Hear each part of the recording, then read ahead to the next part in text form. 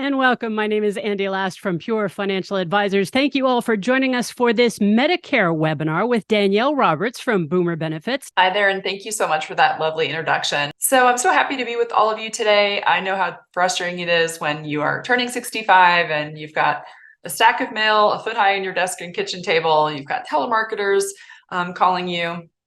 And we're going to help cut through all of that today and give you the straight facts. And my agency, Boomer Benefits, helps baby boomers navigate Medicare across 49 states. We do business everywhere except for New York. And in today's webinar, I'm going to walk you through some of the same things that we do for our own audiences at Boomer Benefits. We're going to talk about the parts of Medicare and what they cover. I will tell you when and how to enroll in those parts. I will talk to you about what kind of costs you can expect from Medicare, because Medicare is not free. I'm going to let you know about some major pitfalls to avoid. And then I'll tell you some things that you might not be expecting to hear about what you can expect from Medicare on the back end of your coverage that will really help you down the line in dealing with your Medicare. So just so you know who I am and why I'm qualified to speak with you on this topic, I am a founding partner at Boomer Benefits. I have been in the Medicare business for almost 19 years. I do webinars like this one for hundreds of financial advisor firms, cancer support groups, employer groups, and our own audiences every year. And in addition to educating consumers about Medicare, I also teach an 8-hour course to agents when they are trying to get certified in the state of Texas to be able to work with boomers like yourself. And there are a whole host of other things that I'm involved in, but I think the most important thing to remember is the history that we have with Medicare over the last 19 years has really enabled me to see what the problems are within Medicare and be able to pinpoint the pitfalls that we see people making time and time again as they enter Medicare. And because of that experience, I am frequently a Medicare expert on a number of news outlets. Our agency has over 16,000 5-star reviews for the type of service that we provide. And it's that back-end service that my agents are providing after we set people up with their Medicare that really lets us identify where the problems happen and how to fix them. And so we've kind of just become experts on that over time. I'm also the author of a best-selling book about Medicare, which you can find on Amazon for $10 or even less for the Kindle, about the Medicare mistakes that we see people making. And currently we are coming up on 40,000 copies sold. So if you need a takeaway after today's webinar, that's a very inexpensive way to learn a little bit more. So normally when we meet a new Medicare beneficiary, they are afraid to pick up their phone and they don't know which parts of the mail that they're receiving that they should keep and which parts they should throw away. All of it is gobbledygook to them. And this is no wonder, right? Because all your working life, you have had your benefits chosen for you by employers for most people, or maybe if you're self-employed, you choose your own health insurance through the ACA healthcare exchange. And now suddenly you are thrust into a national health insurance program that has 4 parts and 10 supplements and thousands of drug plan options. And things get a little dicey in terms of figuring this stuff out. So a couple things I want to reassure you on. Number one, you never need to invite a stranger into your home to teach you about Medicare anymore. Medicare business was done that way 20 years ago. I started out in that kind of business, but it's no longer necessary to invite that kind of hard in-person pressure into your Medicare decisions. You will be able to learn everything you need to know on today's webinar, and then I will give you great resources to go with from there to fill in the blanks. I also want to let you know that no matter what your budget is, there are plans available to you. So if you have $0 to spend on a Medicare plan, or you have $200 a month to spend on a Medicare plan, I'm going to show you the spectrum available to you there. And then I'm also going to tell you about how to avoid penalties with some of the innocent mistakes that people make, and how you can get back-end free support with your Medicare for life so that you're never alone in dealing with Medicare. At my agency, I like to say that Medicare starts with the parts, because if you dig into that stack of mail and you start looking at all these slick advertisements for Advantage plans and Part D drug plans, you're really putting the cart before the horse. First, it's really important for you to understand what are the benefits that you are entitled to from the federal government that have been provided to you based on your work history here in the United States. So we'll start there with original Medicare, which has 2 parts, Part A and B. Medicare Part A, think of this like room and board in the hospital. It's going to give you 3 square meals a day, doctors and nurses that come around to check on you. It will cover your inpatient medications in a semi-private room. It will cover blood transfusions if you need to have one. And it will also cover things like skilled nursing after a hospital stay that qualifies, and hospice benefits if and when needed. And then Part B is the outpatient benefit. And you and I think of this as doctor's visits and lab work and preventive care. And of course, Part B does provide those things. But it also covers things like outpatient surgeries, physical therapy, limited home health care, dialysis, chemotherapy, radiation, diagnostic imaging. Some of these things happen in buildings that are connected to a hospital complex. So people think they would fall under Part A, but they actually fall under Part B. So if you have been wondering, I'm super healthy, could I get away with just having Part A?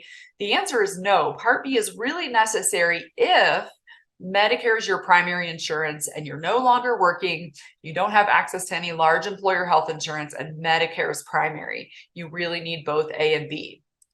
Now, those two parts together are parts that you sign up for through the Social Security office or the Railroad Retirement Board, and they are the only 2 parts that you will get from those sites. Part C and D, you will not get through Social Security because they're optional and they came much later in the history of the Medicare program. And these are Medicare Advantage, which we're going to go over in great detail today. And we'll also talk about your Part D drug plan. Now, in my book, I explain that Part D is optional, sort of, because if you don't sign up for Medicare Part D when you're first eligible, and you don't have any other creditable drug coverage, either through an employer that you're still working for, or maybe through the VA, then you start accumulating a penalty that gets larger with time for as long as you wait. And then let's say 5 years go by, now you're going to pay a 60% higher premium for Part D every month when you finally do sign up for it.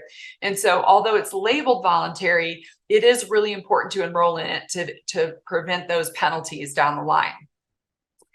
Now, the way that you enroll in Medicare Parts A and B is to do this during a 7-month window surrounding your birthday. So this window starts 3 months before your 65th birthday. It goes through your birthday month and it runs for 3 months after, for a total of 7 months.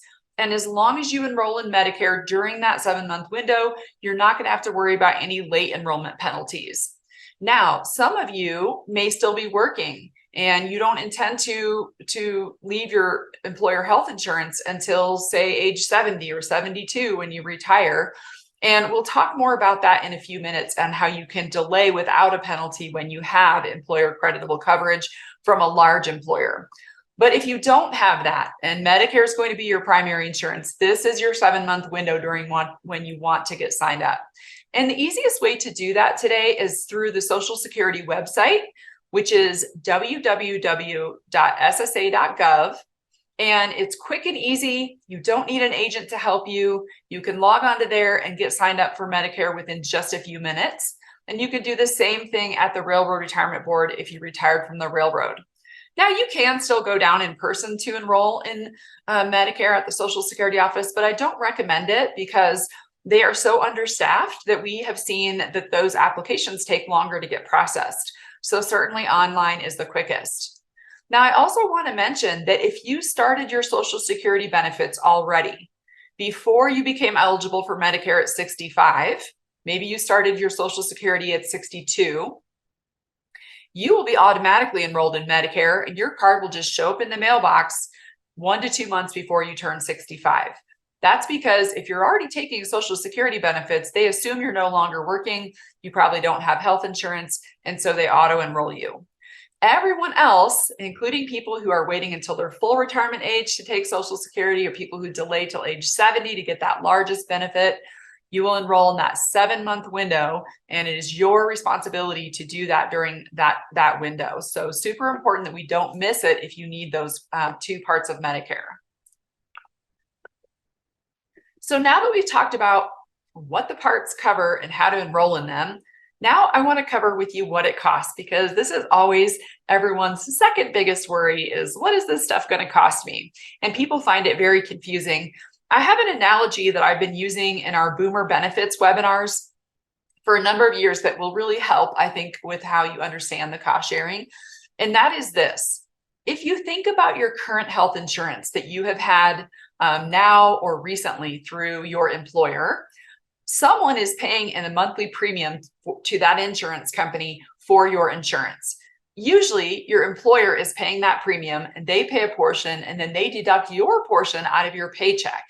So this is just the same as if you were sending a premium check into Geico for your auto insurance. There is a premium check going into your health plan now to pay for that insurance, and Medicare has that too. Medicare has monthly premiums, just like insurance that you've had all your life with health insurance. And thinking about that same insurance, when you go to the doctor or the hospital, is everything 100% covered by your insurance company? Is it absolutely free for you? Well, of course not. In America, we've gotten very used to paying copays and coinsurance and deductibles as we seek medical care. And you will have those same types of costs with Medicare. So there are premiums and cost sharing, just like you've had all your working life on your employer plans. So let's talk now about what the premiums are. Medicare Part A, fortunately, for 99% of Medicare beneficiaries, will cost $0 when you sign up for it. We call that premium free. And the reason it costs $0 is because you have worked at least 40 quarters or 10 years in the United States during which you paid FICA taxes, which have gone to prepay your future Part A benefits. Even if you don't have that work history, but you're married to someone who did, or you were married for 10 years to someone who did, or you had a late spouse that you were married to for 9 months who had that work history, you get your Part A for $0. And so the result is only about 1% of people pay for Part A. It is quite expensive though. It is $506 a month for those folks. And typically those are immigrants. They've been here 5 years, which means they're eligible to enroll in Medicare, but they don't have the work history, or maybe they're not married to someone who did. And so they end up paying quite a bit for Part A. Now, Part B has a premium for everyone, unless you are in a very low income bracket below the federal poverty level and you get assistance from Medicaid. So around 95% of Medicare beneficiaries pay the standard base premium for Part B, which right now is $164.90. And this premium typically goes up a little bit each year. I expect it to go up anywhere from $10 to $15 here in 2024. We haven't had that announcement yet from Medicare. Last year, it actually went down a little bit. So we're all waiting to see what happens. But every year in late October, early November, Medicare will announce what that standard base premium is. Now, there's a small segment of people, 5 to 6%, who actually pay more than this because they are considered high income earners. Now, we know that in America, when you earn more, you get to pay more taxes. And in America, when you earn more, you get to pay higher Medicare premiums. So if you are someone that earned more than $97,000 as an individual or $194,000 as a joint filer in 2021, they're looking back 2 years, then you will have an adjusted premium. And in my industry, we call this meeting ugly Aunt Irma. She is the income related monthly adjustment amount, and no one wants to meet her. But unfortunately, if we're in those higher income brackets, we do. So if you look at the second row here, you can see that someone who earned $100,000 in 2021 would pay $230.80 in 2023 for Medicare Part B. Likewise, let's say you were a joint filer and as a household you earned $300,000, then in 2023 each of you would pay $428.60 for your Medicare. Everyone's an individual, everyone will pay their own Part B premium, and this gets deducted out of your Social Security check before it ever even hits your bank account. Now, if you're not taking Social Security yet, then they're going to deduct it. Then they are going to bill you quarterly for these premiums until such time that you do sign up for Social Security benefits. Now, what about if 2 years ago you were still working and you were making considerably higher money than you do now? Well, the good news for that is that you don't have to wait for the 2 years to catch up to you. in order for that premium to get adjusted down, you can actually file a reconsideration request with Social Security. When someone is working with my team at Boomer Benefits, we walk you through all of this. The form is SSA-44. You can Google it and pull it right up. And you will see on that form that there are some approved reasons why your income has changed, which Social Security might accept to lower your premium. And the most common one is work stoppage or retirement. So if you earned more then and now you don't, you file the reconsideration reform. You give them documentation showing them that you retired and your new income is X, and they will usually adjust that down immediately for you. Now, the other thing I want to point out to you is that on that form, there's only like 6 valid reasons. Your income has to have changed for work stoppage, marriage, divorce, death of a spouse, income changes, loss of a pension, or loss of an income producing property. If it's not one of those reasons, then it's kind of pointless to appeal. So we really need to be carefully thinking about what to do with our Medicare starting at age 63. Because if you take a big severance from your work at age 63, that's going to inflate your Medicare premiums when you're 65. Or if you sell a home and you have a big capital gain, that will also mean you pay higher premiums in 2 years when you turn 65. So if you knew that you needed to sell a property and you knew this early enough, you could do that at age 62 so that it doesn't affect your Medicare premiums. Now, if you don't do anything at all, no problem. Every single year, Social Security will get a new IRS tax file for the next income year. They will determine what your premium will be based on for that year, and they will send out a benefit determination letter to you, usually in December, saying, we've gotten the next most recent tax return, and here's what you're going to pay next year. So 2 years out, it would naturally fall. But if you have a qualifying reason, no need to wait for that. It's a good idea to appeal. Now, Medicare Part D is a tricky little animal, and I have a whole webinar that takes an hour during which I explain Part D, and we won't have time to do that kind of deep dive today. But if after the webinar you want to learn more about that, at the boomerbenefits.com website, you can watch an on-demand version where I'm teaching about Part D. I do want to give you some basics, though, in terms of premiums. Part D plans have certain parameters which they all must meet. There are certain classes of drugs which they must cover: anti-cancer, anti-seizure, antidepressant, and a few other fields. They also must cover at least 2 medications in every therapeutic class. But beyond those limits and guidelines, they can determine which other drugs they want to include. So they could include a whole bunch of inexpensive and generic drugs, and you might be able to get a very basic plan for less than $10 a month. And there might be a plan out there with a whole bunch of brand name drugs on it, and they're going to charge a hefty premium for that. So the easiest way to determine which Part D drug plan is we take a list of your medications, we punch it into a software that we have. It compares all the drug plans in your zip code and tells us exactly which drug plan is going to give you the lowest overall annual out-of-pocket cost. It's not just the premium you want to be concerned about, it's also what is the deductible on the plan and what is the copay that you're going to spend for your specific medications on that specific plan. If we averaged everyone in America who has a standalone Part D drug plan, right now around $31.50 is what they pay, but high income earners can pay more. So this $31.50 is a ballpark that we can use for the rest of this webinar in terms of just forecasting what you might expect to spend once you get on Medicare. And then, of course, you also have to deal with the IRMAA on Part D. So the way this works is, let's say you sign up for a drug plan that has a $20 a month premium. You're going to pay that $20 a month to whichever insurance company is offering the drug plan. On your application, you might mark that you want to pay that via bank draft or a coupon book or a monthly invoice. You'll choose that when you apply. But then if you're in one of those higher income brackets, Social Security will also take a little piece of your Social Security check before it gets deposited into your account. And so the thing that you really want to look at here is people in these highest income brackets, they may pay, $100 a month for an inexpensive plan because they're paying this big IRMAA on top of that premium. And sometimes they'll run into people like this that don't take a lot of medications, or they take a few $4 medications at Walmart, and they're not very excited to sign up for Part D and spend $100 a month when they're not taking a lot of medications.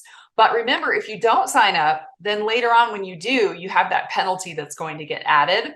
And also, you can't just sign up for Part D whenever you want. You have to enroll during a valid election period, either that 7-month initial enrollment period for Medicare or the annual election period that comes around every year in the fall.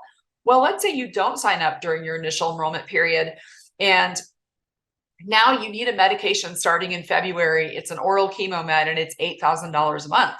Well, you're not going to be able to get into a drug plan until the following January. So you would spend that out of pocket for almost a full year. There's quite a big risk to not enrolling in Part D. And that's the most important thing that I wanted to impress upon you today. Now we've talked about the premiums. Now let's talk about what you pay as you use your benefits. So you go into the hospital, you spend 1 night in the hospital as an inpatient. This kicks off a benefit period. You will pay a $1,600 deductible. And then there's no other costs until day 61, which is pretty good. But on day 61, you start paying an expensive daily copay that doubles on day 91, and it runs out on day 150. So you pay all the costs for your hospital stay after the 150th day. You also pay for the first 3 pints of blood in a transfusion. And if after your hospital stay, they transfer you to skilled nursing, Medicare covers the first 20 days, but then they charge $200 a day to you for days 21 through 100 before skilled nursing runs out. So we can start to see why Medicare supplements were created in the first place by insurance companies. People who are in business to make profit and offering an insurance policy to folks are going to know that a lot of people don't want to pay a $1,600 deductible and an $800 a day copay at the hospital. So they created Medicare supplements to cover those deductibles, to cover the daily copays, to give you 365 days beyond day 150 in your in hospital coverage covered costs. And some Medicare supplements, depending on the one you choose, also cover that skilled nursing benefit. Now, if you leave the hospital and you're out of the hospital for 60 days or more, the benefit period closes. And let's say you go back into the hospital in that same year after the benefit period closed. Well, now a new benefit period kicks off and you pay the $1,600 deductible again.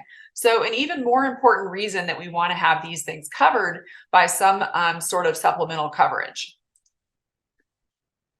On the Part B side, it's a little simpler. It's an annual deductible of $226. So on your first outpatient visit of the year, whether that's to a doctor or a lab facility or physical therapy or whatever you've got going on, you will pay a deductible, and then Medicare pays 80% of the Part B expenses and you pay the other 20% thereafter. The problem is there's no limit on the 20%. You will pay that 20% forever with no out-of-pocket stop loss like you have on plans under 65. And so this is where we read in the media about people going through medical bankruptcy when they end up needing something like a lifetime of dialysis or a long span of cancer treatment, and they're paying 20% because there's no limit to that. And so we need to have something in place to cover these gaps that I've just shown you on these last 2 slides. So one way that you can do that is if you're still working when you turn 65. So let's say that's you and you work for a large employer. A large employer is defined as any employer with 20 or more employees. So you have group health coverage from this large employer, whether that's your employer or your spouse's employer, doesn't matter. It's the insurance is offered through a company that is more than 20 employees. In that scenario, your group coverage is primary and Medicare is actually secondary. So now you could enroll in Part A since it costs $0, and that will coordinate with your group coverage and could reduce your spending in the event of an inpatient hospital stay.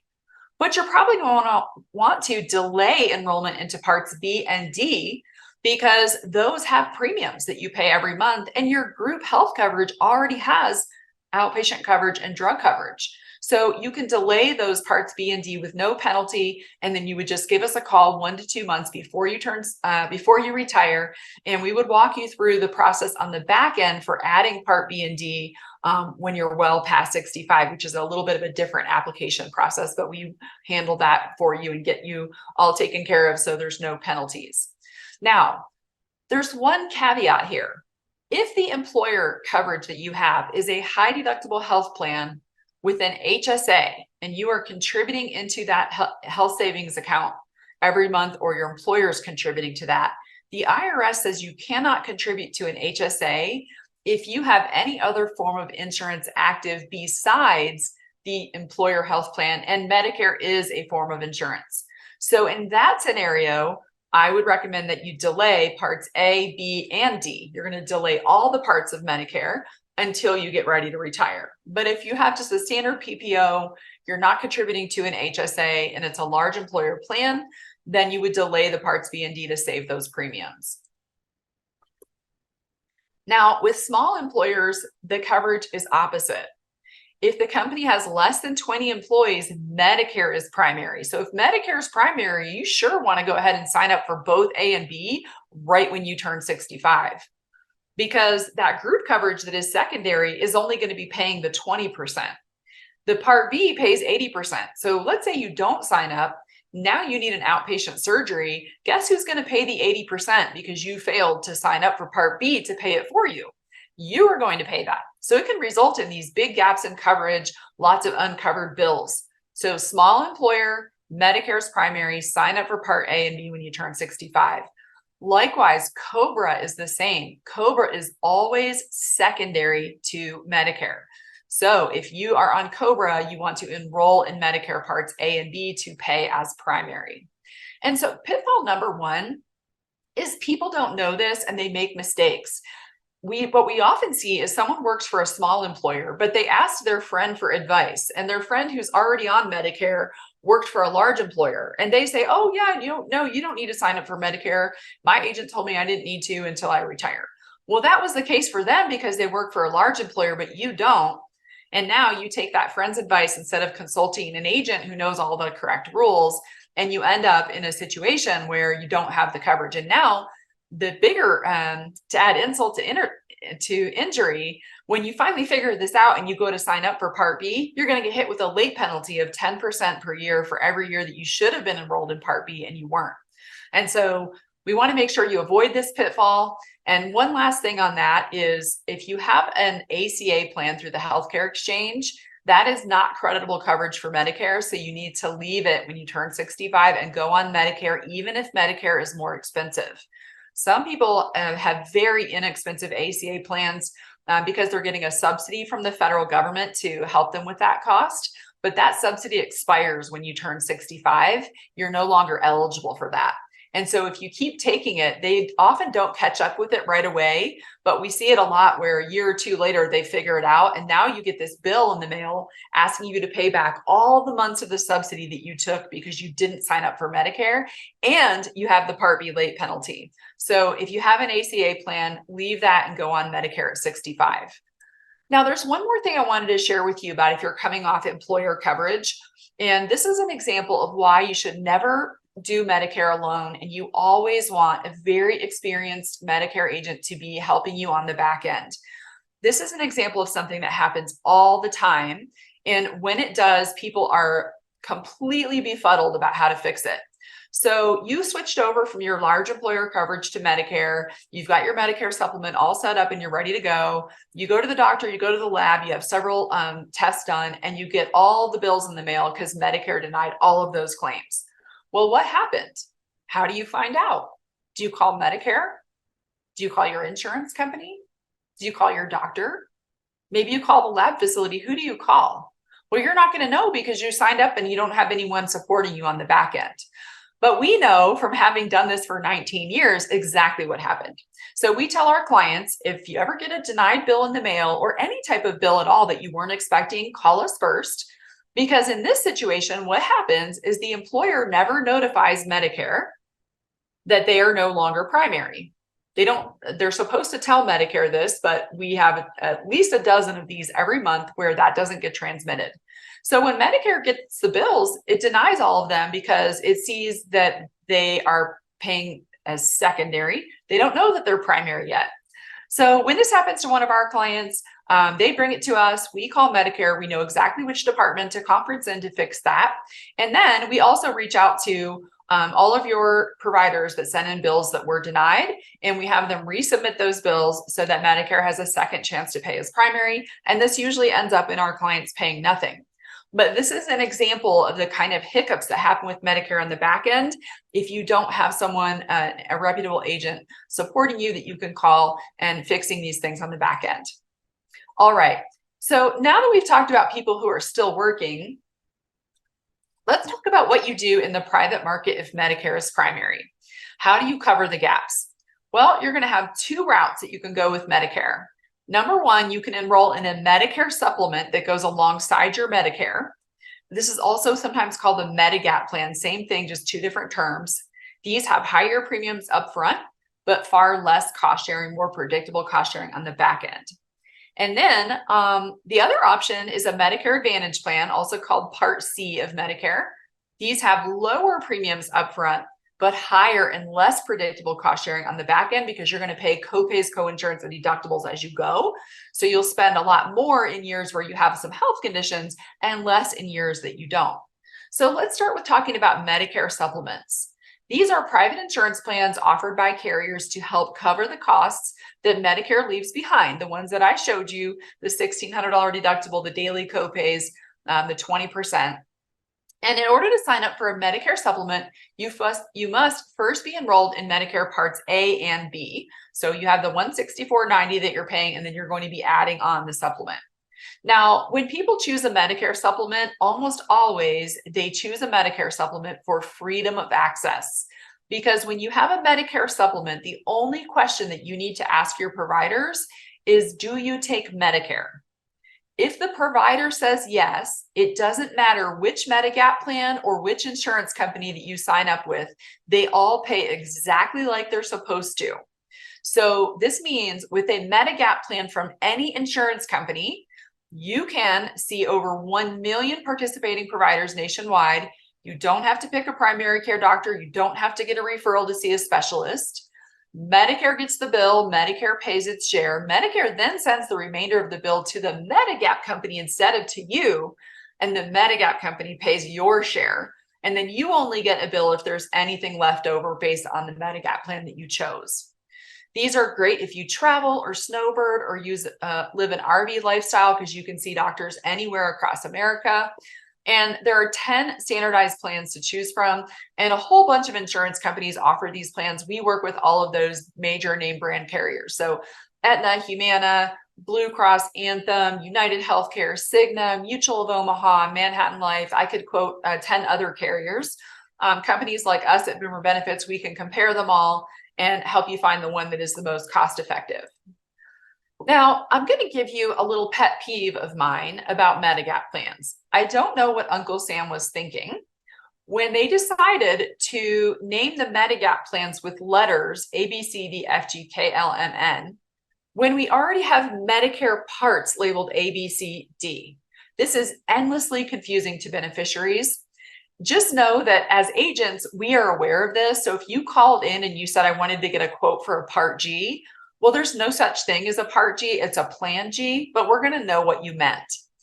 The other thing is Medicare supplement plans A, B, C, and D, less than 2% of people sign up for those 4 plans. And that's because of all the X's you see there. Most people don't want a plan that doesn't cover the $1,600 deductible or doesn't cover the $200 a day skilled nursing. In fact, by and large, beneficiaries for decades have always chosen the plans with the most coverage. For a long time, Plan F was the plan with the most coverage.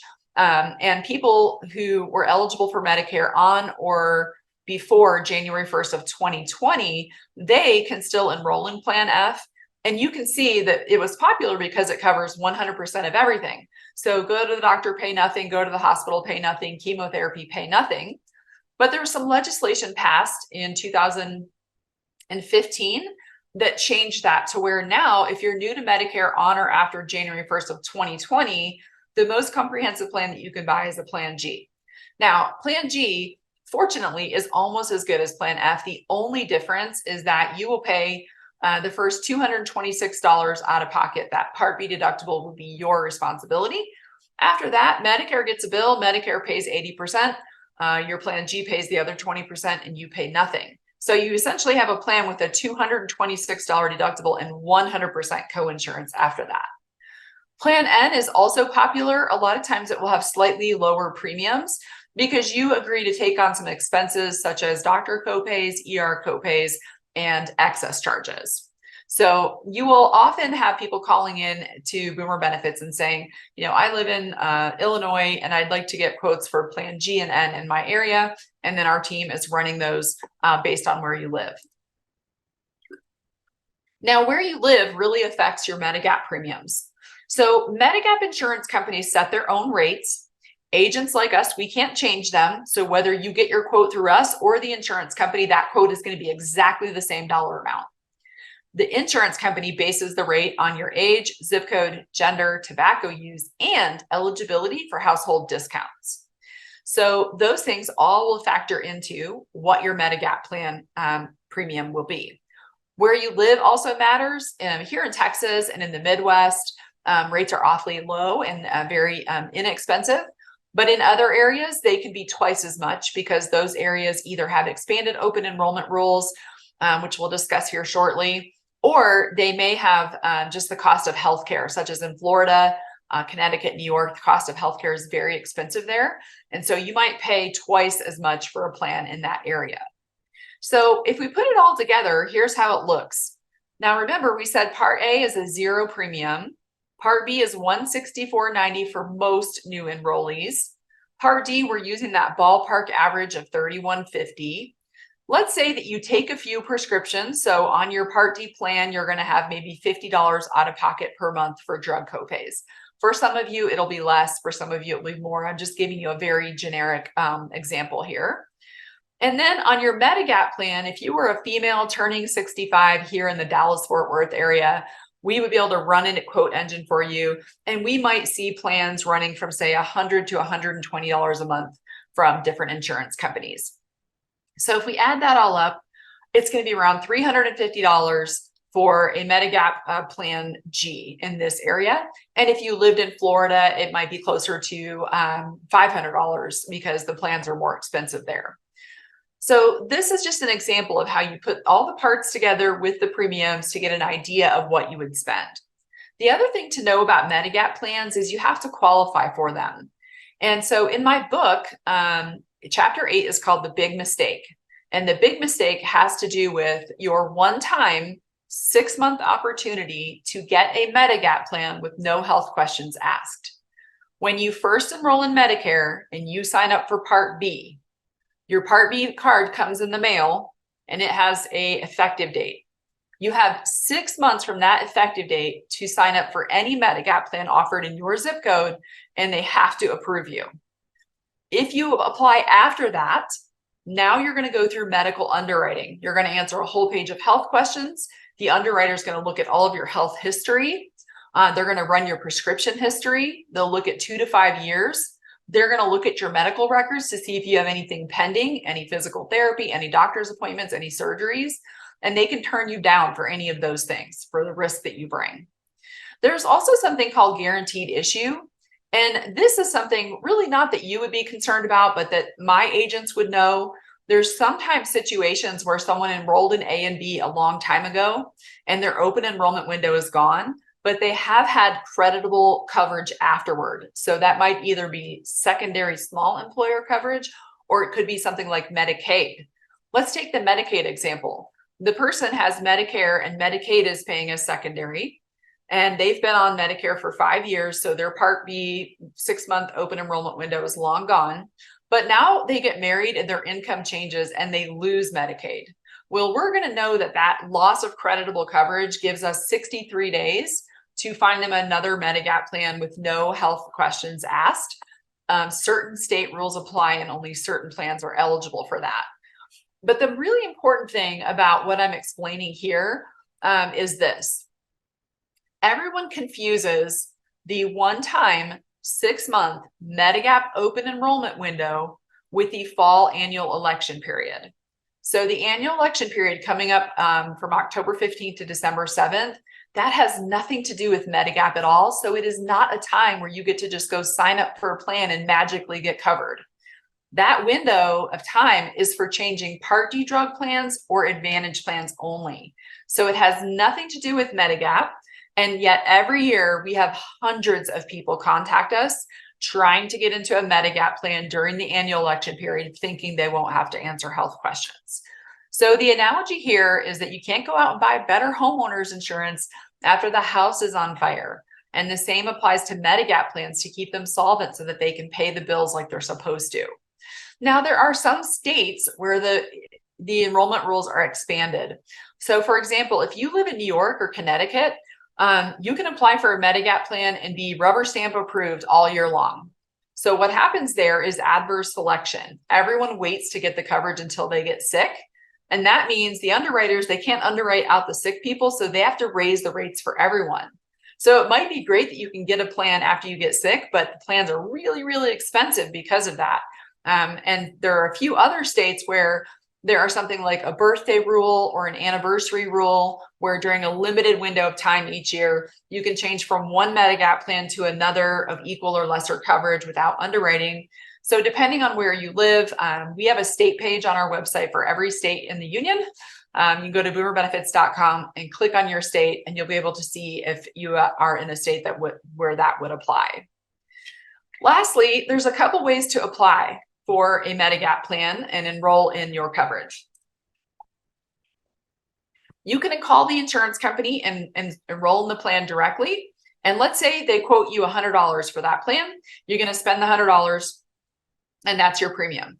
Now, if you called Boomer Benefits and worked with one of my team and you asked for a quote for the same plan, we would quote you exactly the same premium, and you pay that premium directly to the insurance company, not to us. So the price and benefits of your policy are exactly the same, whether you enroll with a broker like Boomer Benefits so that you have ongoing lifetime claim support for all the hiccups on the back end, or if you enroll directly to the carrier and give up all of your help on the back end. We get paid by insurance companies a commission, whichever insurance company that you ultimately choose, we get paid by them. And so our service to you is actually free. And look at all the things that you would give up if you didn't enroll through us. First of all, if you call the insurance company, you're just going to get one quote. They're not going to quote you their competitor where it might be cheaper. They're not going to tell you if their rate increases have been more than their competitor. When a billing issue happens and Medicare denies a bill, they're not going to help you with it, because when Medicare denies the claim, the insurance company offering your Medigap plan does not have to pay its 20%. So it's not in their best interest to help you appeal and get something covered that should be covered. They don't help you with your Part D every year. And when you get a bill in the mail and you don't know where it came from or what it is, it's not the call center at the insurance company's job to fix that for you. It's yours. Now, if you enrolled through us, we're going to quote you all the carriers. We're going to quote you all the rate increase trends. We're going to help you identify a carrier that makes sense. We'll help you with your Part D every year. If you get bills in the mail that you shouldn't have had, or Medicare denies your claim, we help you with appealing them and where to send them and how to fix them. Since 2021, we have saved our clients almost $2 million in claims. Just from our clients calling in and saying, hey, Danielle, I remember on your webinar, you said not to pay this bill if I wasn't expecting it, and I got this bill and I don't know if I owe this. You'd be surprised how many people out there just pay that because they don't know any better and they don't have us to ask. And I just cringe thinking about it, because those bills often they didn't wait for Medicare to pay, or they didn't wait for the Medigap plan to pay. And you don't even owe that bill. But you wouldn't know that. And so lots of people just pay them. And there must be millions or billions of dollars lost to that every year. I can't even imagine. But you would never be on your own, because, of course, we would always be fighting for you. So I outline all of this to you to say, to let you know that with Medicare, you're going to be making some decisions up front, whether you enroll at 65 or you enroll when you retire, whether you enroll in a Medigap plan or you enroll in a Medicare Advantage plan. But in all of those choices, you don't have to do it alone. All right, so let's wrap up Medicare supplements. All you ask your provider is, do you accept Medicare? If the provider says yes, it doesn't matter which insurance company you choose, you're good to go. Medicare pays first, then the Medigap plan pays its share. There are 10 standardized plans for you to choose from, Plan G and N being the most popular, but we do get quote requests for the other plans. They're guaranteed renewable, which means they can't drop you for developing a new health condition. The benefits do not change annually like Advantage plans do. So if you are a set it and forget it person with your insurance, Medigap is maybe going to feel more comfortable to you. And then you just add on that standalone Part D drug plan to get the drug coverage. Okay, now let's talk about the other type of coverage.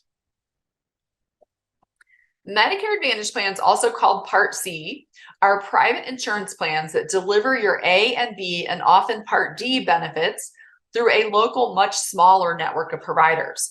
So this insurance company, it comes into the area, it contracts a bunch of doctors and hospitals, it creates a network, and it makes all of those providers offer discounted rates to members in the network.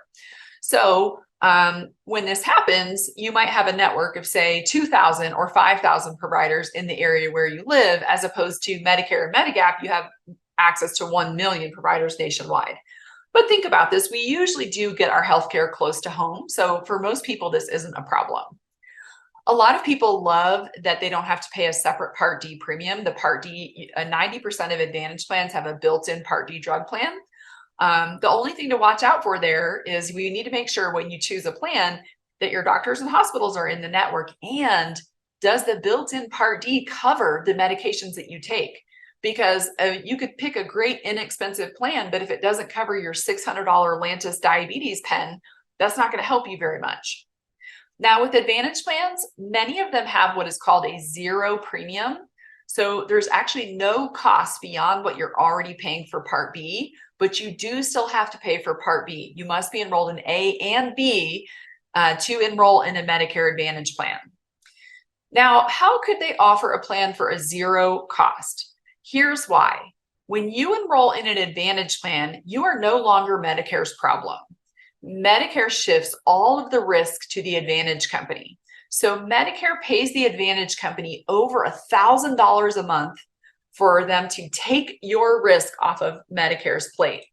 So if that Advantage company can create a network with discounts and control your care and access to care and use of care for less than $12,000 a year, they are making money, and these plans make billions because there are more healthy people than there are sick people, just in insurance in general.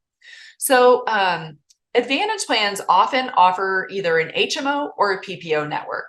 We've all been in HMOs before. These are the most restrictive. You're going to choose a primary care doctor. You're going to need a referral to see a specialist often. And you can't often go outside the network unless there's an emergency. PPO plans are more flexible. You can go outside the network. You're just going to pay a lot more to see those providers. And the provider has to be willing to bill the plan. But there's no health questions. Anyone can apply for an Advantage plan and get approved as long as it's during a valid election period, like your 7-month initial enrollment period or the 7-week annual election period in the fall. And because the Advantage plans make so much money from Medicare, they build in all these attractive extras to entice you to enroll in their plan. And these things are pretty good. You can get some dental, vision, hearing benefits. You can get gym memberships. A lot of them have a flex card, and you can use the flex card to get $50 a quarter in vitamins and supplements for their over-the-counter catalog. They might install bathroom safety grab bars in your home or provide 2 days a month of adult daycare. The sky is the limit on the stuff that these plans include, and they're all different, which makes it tough to compare them. Just remember, those extras should be secondary in your mind. The most important thing is, did your doctor in the network or your drugs in the formulary, and can you afford the expenses on the plan? Because you're going to pay for things as you go, which I will show you here shortly. Lastly, we all know that when you're dealing with an HMO or a PPO insurance company and you're going to go in for an expensive procedure, there's going to be some prior authorizations that have to happen. So unlike with Medicare and Plan G, where you can pretty much just go ahead and get everything done, with an insurance company that's in business to make a profit, they might say, that sounds kind of expensive. We need your doctor to fill out some extra forms before we're going to approve this. And there's been quite a bit of press about the algorithms that control these prior authorizations and how often they actually deny people the treatment that their doctor is recommending. So I'll tell you a secret. At Boomer Benefits, I have a client service team of over 50 people. They are licensed agents and Medicare experts. And this group of people helps all of our current policyholders with the hiccups that happen on the back end. And one of those that we deal with a lot is prior authorizations. So a client will call in and say, I had a mammogram and they found something and now I need a diagnostic mammogram and I'm panicking. I might have breast cancer, but it's taken the insurance company 10 days. It's still not approved. What do I do? Well, we're going to conference in the carrier. We're going to do all the right things to get that thing moved along. And if the algorithm denies it, we're immediately going to help you appeal, because 85% of the time, those appeals are overturned. And we just know that from experience, because I've built a team who are experts in helping these things move along. And that is roughly the percentage. So we know that even if a prior authorization isn't approved, there's a pretty good chance that if we appeal it, it will be approved. Now, if you don't like this and this worries you, or you consider this a hassle, go with Medicare and Medigap, because almost never do we have to run into any types of prior authorizations with them. This is more of a network thing. Now, with Advantage plans, there are some things that may be costly. They can charge you, say, $5 for a primary care doctor visit, $20 to see a specialist. Some might be $60 to see a specialist. They're all different. They might say that on their plan, it's $200 a day if you go in the hospital, or $500 for the whole stay. But there are some things which many Advantage plans will charge you 20% for. No surprise, it's usually the most expensive things. So a lot of Advantage plans, in their summary of benefits that we go over with you up front, will show you what the costs are for everything. And we often see plans charging 20% for things like chemotherapy, cancer treatment, dialysis, durable medical equipment, diagnostic imaging. There may be a few other things like that. And so because they can charge you that much, the federal government makes them put a maximum out-of-pocket limit on the plan. In 2023, that limit, it can be no higher than $8,300. So if you're going along and you have a really expensive year and you're paying all this money out of pocket, and it gets to that you have spent $8,300 out of pocket on Part A and B services, then you're done for the year, and the insurance company has to cover 100% of your costs after that, with your Part D costs being separate. But although $8,300 is the limit, they could charge less. So when someone calls into us and they want an Advantage plan, we're looking for a plan that has their providers in the network, their drugs on the formulary, and can we find one with a $3,000 out-of-pocket limit? Because that's going to be a lot better for our client than $8,300. Also, there are some states where Medicare Advantage is just hugely popular, like Florida, where those maximum out-of-pockets are really low. So it makes it really difficult for people in those states to even consider Medigap, because the Advantage plans are just so inexpensive and rich in benefits. So a lot can depend on your state as well. Now, one thing I do want to tell you, if you are sitting at home on a Saturday and you're cleaning your house, and in the background there's Medicare commercials, and you hear the same aging sports star tell you about this amazing plan where everything's free and we're going to mail you checks in the mail every day, and tomorrow morning after you sign up, there'll be a pink Cadillac in the driveway, you need to run for the hills. You should never, ever enroll in an Advantage plan because a sports celebrity told you to on television. Those commercials are gimmicks. They will advertise a benefit that you could only get if you happen to live in this one county in Arkansas and you were on Medicare and Medicaid because your income was so low. So 99% of the people that call that 1-800 number, what they are told is, oh, well, you don't actually qualify for those benefits, but in your area, we have a really great plan with less benefits, and here's why you should sign up for it. And you get the hard sell, and you feel like you've wasted their time. And so you sign up for a plan, and then you go to see if you can see your doctor and they're not in the network, or you find out your medication is not covered. You're locked into this plan now, and you're in a lock-in period. So please don't ever enroll in an Advantage plan from a 1-800 commercial. Those people, that agent that helps you, the call center agent, you will never talk to that person again. So they have zero accountability to you if they make a mistake in enrolling you in your coverage. Now, when we put our Medicare Advantage costs together, same thing. Part A is $0. Part B, $164.90 for most people, could be more with an IRMAA. Part D is $0 because it's included in 90% of Advantage plans.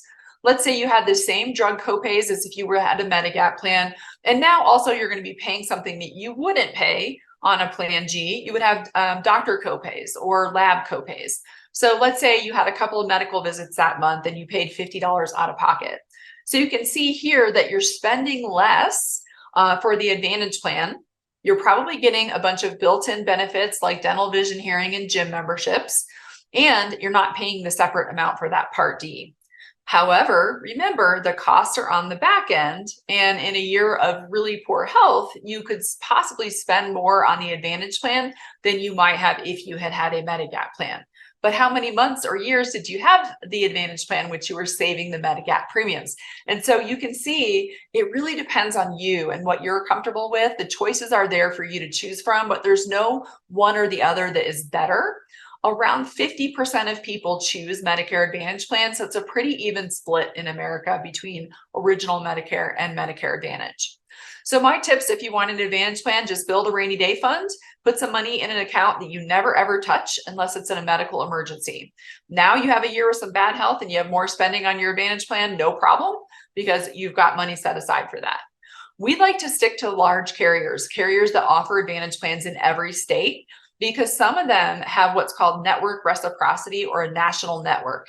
So what that is maybe you signed up for this plan in Fort Worth, Texas, but you're going to be traveling to see your kids and grandkids for 3 months in Kansas.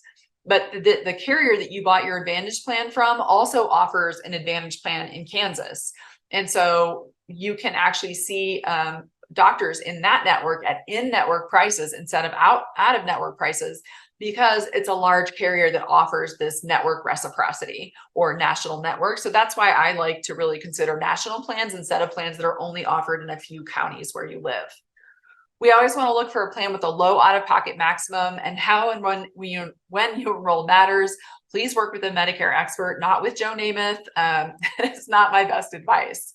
Okay, and the last thing is, remember, Advantage plans can change their benefits from year to year, unlike Medigap plans. So they can change the premium, the copay, the doctor network, the formulary of drugs that they offer, but everything they change, they have to mail to you in September a document. It's actually a packet that arrives showing you what your benefits were in 2023, what they're going to be in 2024. So you can review them and decide whether you want to keep that plan and just let it automatically renew, or if you need to give us a call and change because maybe they dropped one of your important medications, so that plan's not going to work for you next year. If you don't review the packet, you sometimes get a really ugly surprise in January when it may be too late to make a change. So that's a lot on Medicare Advantage. If you want more, please visit our website or our YouTube channel. I have a Medicare Advantage pros and cons video and a Medigap pros and cons video there that you can look at. And so last slide here on pitfalls. Pitfall number 3 is just not understanding the difference. People don't do the research ahead of time. And I'm going to point you to our website where we have a Medicare resources link, and you can do more research. And with that, I will open it up for questions if we have time. We do. I do obviously want to be respectful of our attendees' time, so we won't spend a whole lot of time. And we do have about 40 questions that have been asked, and that some of them are related to how Medicare fits into your overall financial plan. Now is the time to schedule a free financial assessment with an experienced professional at Pure Financial Advisors. They'll take a deep dive into your entire financial picture, including how Medicare costs fit into your overall plans for retirement. You'll learn to protect yourself from market volatility, inflation, and rising healthcare costs. You'll find out how to legally reduce taxes now and in the future, how to choose a retirement distribution plan that's right for you, and how to minimize your risk and maximize your return. This is a no-cost, no-obligation, one-on-one comprehensive financial assessment, and it's tailored specifically to you, your needs, and your goals. Pure Financial Advisors is a fee-only financial planning firm. It doesn't sell any investment products or earn any commissions, and Pure Financial is a fiduciary, which means they are required by law to act in their clients' best interests. Pure Financial Advisors has 4 offices in Southern California, as well as offices in Denver, Seattle, Chicago, but you can meet with any one of our experienced professionals online, no matter where you are. Just click the link, schedule your free financial assessment at the day and time that works best for you. Is Aunt Irma, the income-related monthly adjustment amount qualification, based on adjusted gross income per your tax form reported to the IRS?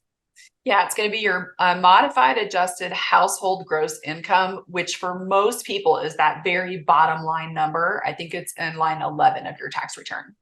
And what time frame do they look at your wages 2 years before? Is it January to December of the 2 years before your birthday, or is it from your birthday to the end of the year? It's going to be calendar year. So if you're coming into Medicare in 2023, they're going to be looking at 2021. And then also they do it every fall ongoing for the next year. Okay. Are IRMAA payments monthly or annual? Your chart does not say. Oh, good. This is a great question. Those are going to be monthly. So if you are already taking Social Security, you'll see that IRMAA deducted from your check before it ever deposits into your bank account. But if you're not taking Social Security yet and you're paying your Part B premiums in a quarterly bill from Medicare, those IRMAA premiums will also be quarterly. If that's a hardship, you can call Medicare and sign up for what's called Medicare Easy Pay. And you can give them a bank account and they can deduct that from you monthly if you find doing it quarterly all at once is a hardship for you. Okay, and I'm hoping this question is going to make sense to you. How effective is IRMAA reconsideration request SSA 44 process for those that retired in 2022 for a 2024 Medicare claiming? So they're actually, when you have a retirement claim because your income changed because what they call work stoppage, those often get approved. The only thing I want to remind people that I don't think I mentioned earlier is you don't want to file your IRMAA appeal until you get the benefit determination letter from Social Security telling you that you have an IRMAA. Sometimes people want to get ahead of things and they already know there's going to be an IRMAA. But if you send that form in before they've done the benefit determination, they have nothing to match it to. And so it goes into the black hole and you'll never hear anything at all. So wait till you get the notice, then submit it. In the meantime, yes, you're going to be paying that IRMAA while you're waiting for them to process. It usually takes 2 to 4 weeks for them to process the IRMAA charges, but if they approve it, they will credit you those premiums back on your account. Okay. What is a benefit period? Is it a calendar year? So for the only time there's a benefit period is with Medicare Part A. And if you spend one night in the hospital where you're admitted as an inpatient, that starts the benefit period. And then the benefit period ends 60 days after you have been discharged from the hospital. So it is possible to have more than one benefit period in a calendar year. If you move from one state to another, can your plan price change? With a Medigap plan, yes. So you would notify your plan that you're moving and they will calculate the rate for your new zip code and the rate just adjusts. If you're moving, say, from Texas to Florida, that's not going to be fun. But if you're moving from Florida to Texas, you'd be really excited. On the Advantage plans, those typically are based on counties or statewide where you live. So if you move out of that state, you would actually have a window of time called a special election period to change to another plan in your new state. Do you have any advice regarding medical insurance options for someone who is retiring at age 59? Yeah, your best bet is going to be the ACA plans. So you would go to healthcare.gov and you'll enter your income information and it will give you all the plans available through the healthcare exchange and whether or not you get a subsidy and what the plans will cost you.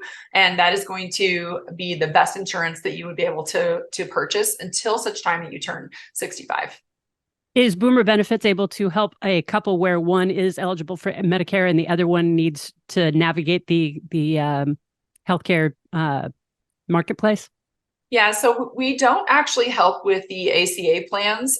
What happens is we'll help the spouse that has the Medicare, and then we give the other spouse the information that they need and what to do when they get to the healthcare.gov website. Fortunately, that website is pretty easy to use. It's very self-explanatory. It walks people through the steps one by one. And if you have a general question about the ACA, most of the time my team knows enough to be able to answer those. Excellent. How do I time applying for Medicare so as to not have to pay for current healthcare premium from work and the Medicare premium? Mm-hmm. So if it's a large employer, you're going to delay that Medicare Part B until such time that you retire. And then when you get ready to retire, you apply for Part B and you indicate what date you want that to start. Perfect. Do spouses have the same selections for Medigap or Advantage? Yes. So when you have Medicare as your primary insurance, it's always going to be you as an individual.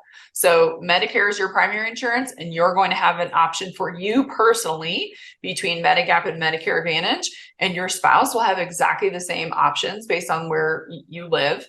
And so it's not unusual for one spouse to choose a Medigap plan and a different spouse to choose a Medicare Advantage because they have different health needs. Can you change from Medigap to Advantage or the other way? And then another question, how difficult is it to change from Advantage during open enrollment to regular Medicare?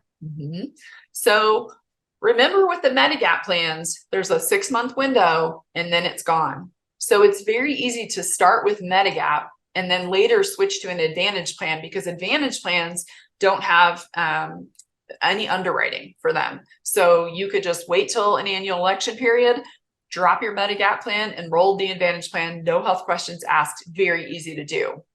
Going the other direction is more difficult because you might have been on your Advantage plan for several years. Now you're starting to have health conditions and you've got bills coming in. You think, maybe I'd be better on a Medigap plan. But the health conditions that are causing a lot of bills to come in for Medicare Advantage might be the same health condition that will cause you to get denied if you try to go to a Medigap plan.